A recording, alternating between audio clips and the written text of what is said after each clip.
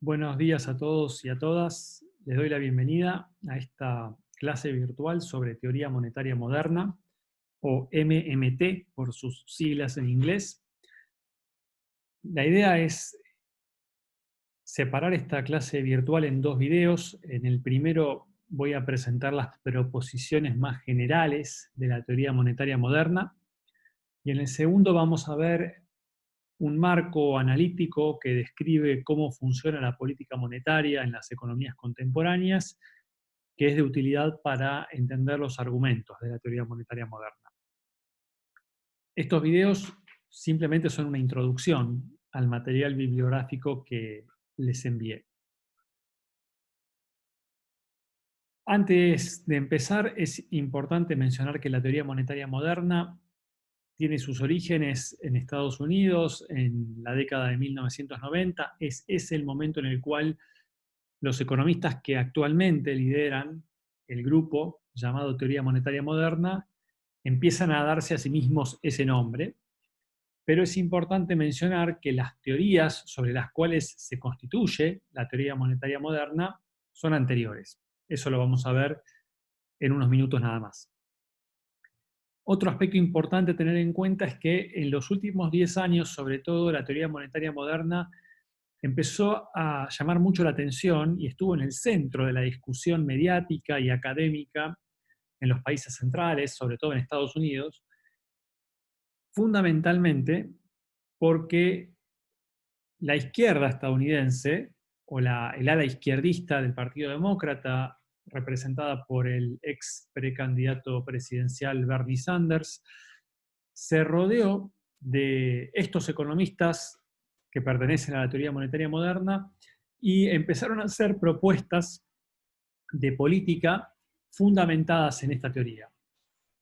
Esto dio lugar a que se abra un debate con economistas de la ortodoxia y de la heterodoxia que sirvió, en definitiva, para que la teoría monetaria moderna adquiera la importancia que ha tenido en los debates en los últimos años.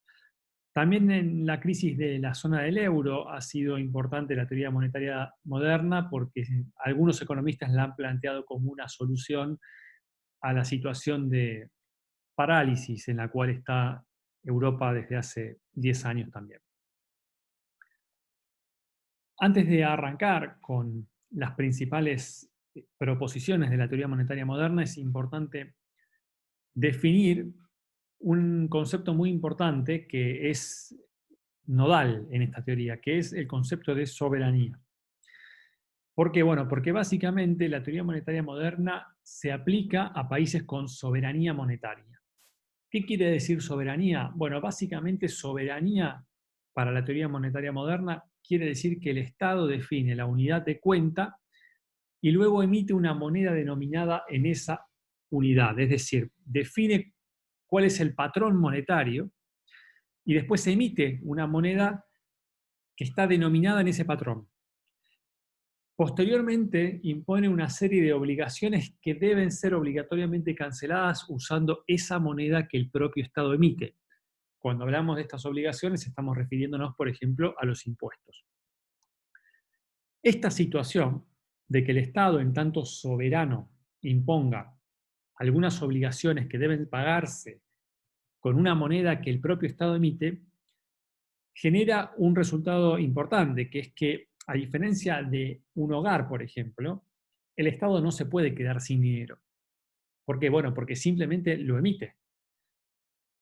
Por lo tanto, el Estado siempre puede honrar sus obligaciones en tanto y en cuanto esas obligaciones estén denominadas en la moneda que el propio Estado emite. Con lo cual, el Estado no enfrenta una restricción presupuestaria en el sentido tradicional que entendemos ese concepto en economía. Los límites que enfrenta el Estado, en cambio, son de tipo estructural o institucional. En cuanto a lo estructural, podemos pensar en situaciones en donde los recursos que la economía cuenta no son suficientes para afrontar una política expansiva financiada con la emisión monetaria de esa moneda soberana.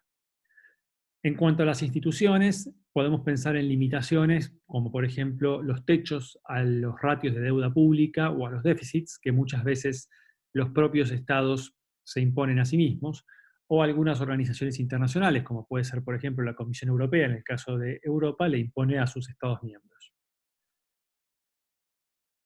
En resumen, digamos, para la teoría monetaria moderna, si un estado tiene sus obligaciones denominadas en la moneda que el propio Estado emite, entonces no enfrenta una restricción de tipo presupuestario financiero.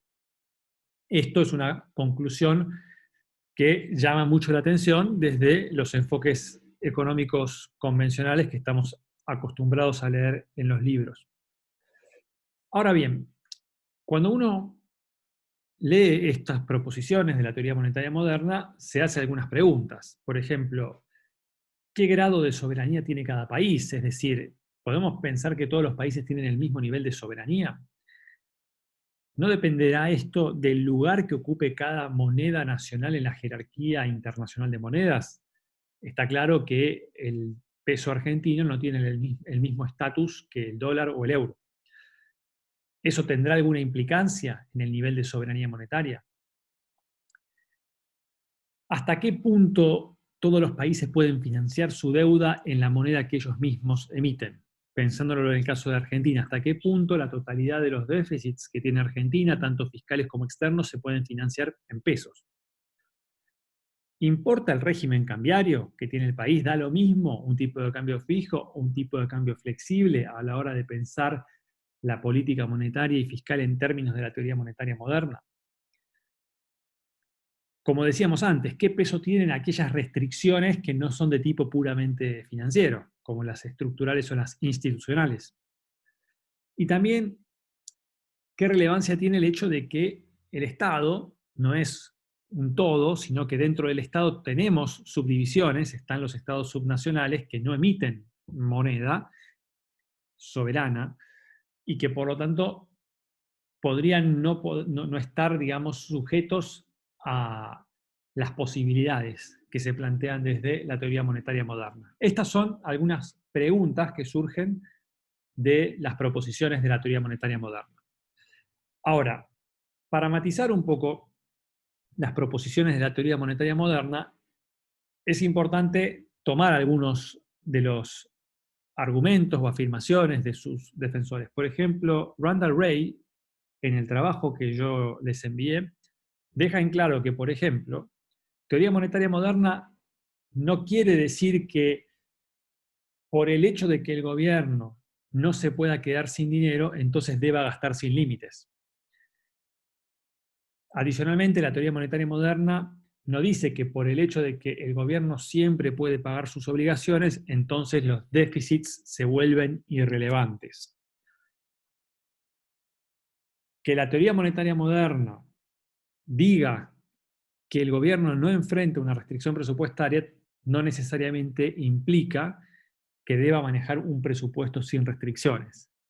Entonces acá hay que hacer una separación entre algunas proposiciones que hace la teoría monetaria moderna desde el punto de vista descriptivo y separarlo de lo prescriptivo, ¿no? Tomando cualquiera de los casos que acabamos de mencionar, por ejemplo el primero, el hecho de que el gobierno siempre pueda emitir más dinero, que es un hecho descriptivo, no necesariamente conlleva que el gobierno deba gastar sin ningún tipo de limitación, ¿no? Esto me parece importante puntualizarlo para no terminar caricaturizando a la teoría monetaria moderna. El verdadero límite que enfrentan los gobiernos según la teoría monetaria moderna son los recursos reales.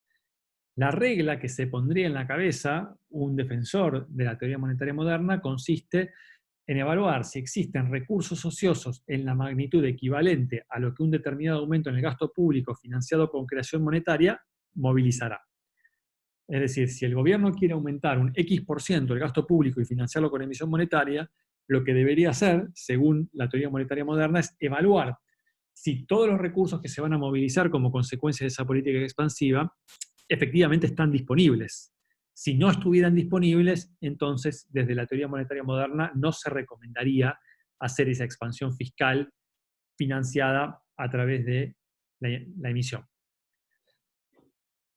Lo último que quiero comentarles en este primer video es que uno de los sostenes de la teoría monetaria moderna se basa en su intento de que la evolución o la genealogía monetaria coincida con los estudios históricos y antropológicos respecto de la evolución del dinero a través del tiempo.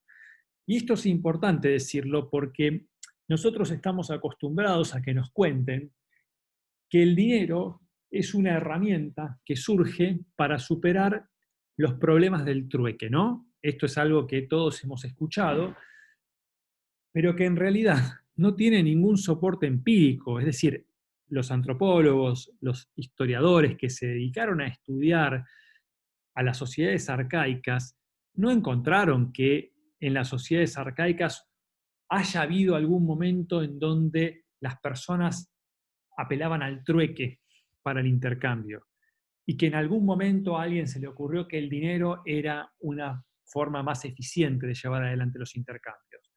Ese tipo de discursos que están en la base de la mayoría de las explicaciones respecto de la evolución del dinero en las carreras de economía no se sostienen desde el punto de vista empírico según los estudios que han realizado historiadores y antropólogos. Los economistas que cuentan esas fábulas tampoco se toman el trabajo de demostrarlas. Entonces, la teoría monetaria moderna apela a esos estudios que provienen más de las ciencias sociales más duras, digamos, y tratan de que su elaboración respecto de por qué el dinero funciona de una manera y por qué la soberanía monetaria se define en los términos que lo plantea la teoría monetaria moderna, tienen una fuerte coincidencia o una fuerte relación con la historia que han tenido las civilizaciones, en particular en su dimensión monetaria. Entonces, en ese sentido, lo que los estudios que se remontan a las civilizaciones mesopotámicas sugieren es que los estados, en tanto soberanos, establecieron mucho tiempo antes a las unidades de cuenta para poder medir lo que cada uno debía y lo que cada uno tenía, que la creación monetaria. Es decir, primero se establecieron las unidades de cuenta, después se impusieron obligaciones denominadas en esa unidad de cuenta, que en los tiempos de la Mesopotamia eran cereales, y mucho tiempo después aparece el mercado. Y mucho tiempo después de que aparezca el mercado, aparece el dinero como un instrumento para hacer posible los intercambios en el mercado. Esto es lo que algunos estudios históricos y antropológicos sugieren, y es en ese sentido que la teoría monetaria moderna define a la soberanía apelando a esta idea de que el Estado define primero una unidad de cuenta, después impone obligaciones en esa unidad de cuenta, genera una moneda que es útil para pagar esas obligaciones y de esa forma genera demanda por esa moneda. De esa forma genera aceptación de esa moneda que se pone a circular. Para terminar esta primera intervención, y como fundamento de los argumentos de la teoría monetaria moderna, una cita de Keynes en la cual se basan los defensores de la teoría monetaria moderna, en donde básicamente plantea lo que veníamos diciendo, que el Estado interviene en primer lugar estableciendo la unidad de cuenta en la cual se denominan las deudas y los contratos. Después interviene nuevamente al decir que las distintas obligaciones se tienen que pagar con una moneda que está denominada en esa unidad de cuenta, establece la relación entre esa moneda y esa unidad de cuenta, y también se reserva el derecho para periódicamente cambiar esa relación entre la moneda que emite el Estado y la unidad de cuenta, ¿no? A eso se refiere Keynes cuando habla de reeditar el diccionario en esta cita. Y este derecho, dice Keynes por último, es un derecho que lo hemos visto en los últimos 400 años, ¿no? Keynes también apela a los estudios históricos y dice, en los últimos 400 años, posicionándose en el año 1930, los estados modernos han apelado a esta forma de ejercicio de la soberanía monetaria. Entonces, con esto cerramos esta primera intervención de introducción a la teoría monetaria moderna. Pueden ver en el texto de Randall Wray reflexiones más profundas respecto de estos temas, y nos encontramos en el siguiente video para ver el funcionamiento de la política monetaria en el mundo contemporáneo y las implicancias que eso tiene para la teoría monetaria moderna.